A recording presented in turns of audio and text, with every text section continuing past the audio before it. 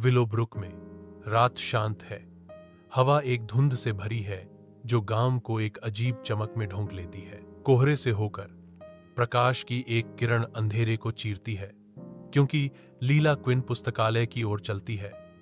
उसकी बिल्ली व्हिस्कर्स वफादारी से पीछा करती है। जैसे ही घड़ी 12:01 पूर्वाह्न बजाती है, पुस्तकालय का लोहे का गेट खुलता है, जिससे अंधेरा प्रकट होता है। लीला और व्हिस्कर्स गेट से गुजरते हैं, अज्ञात में प्रवेश करते हैं। उनके पीछे द्वार ज्ञात और रहस्यमय के बीच एक कठोर बाधा के रूप में खड़ा है। पुस्तकालय की हवा धूल की गंध और भूले हुए समय के भार से भरी हुई है, क्योंकि हजारों किताबें चुपचाप अपने रहस्यों की रक्षा करती हैं। एक रहस्यमय किताब हवा से प्रकट होती है, लीला के सामने तैरती हुई। पुस्तक का शीर्षक Leela Quinn, the girl who entered twice, अनकही रोमांचक कहानियों का संकेत देता है।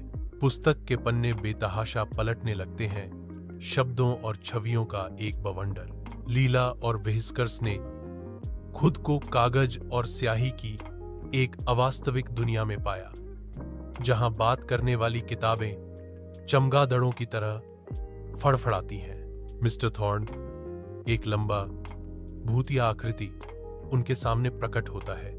मिस्टर थॉर्न बोलते हैं। उनकी आवाज पुस्तकालय में गूंजती है। स्वागत है, मैं मिस्टर थॉर्न हूं, पुस्तकालयाध्यक्ष। हर 100 साल में पुस्तकालय एक नई कहानी चुनता है, और अब वह आप हैं।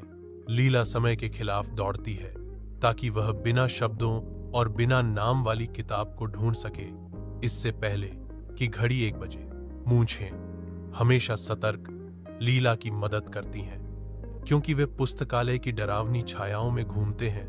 घड़ी की लगातार टिक टिक तनाव को बढ़ाती है। जैसे ही आखिरी घंटी बजती है, लीला किताब को बंद कर देती है, जिससे अचानक शांति छा जाती है।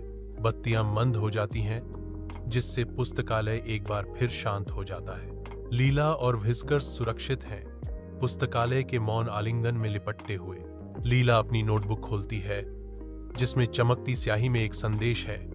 हर कहानी आधी रात में शुरू होती है। पुस्तकालय की बत्तियां अशुभ रूप से झिलमिलाती हैं, जो दृश्य पर नृत्य करने वाली छायाएं डालती हैं।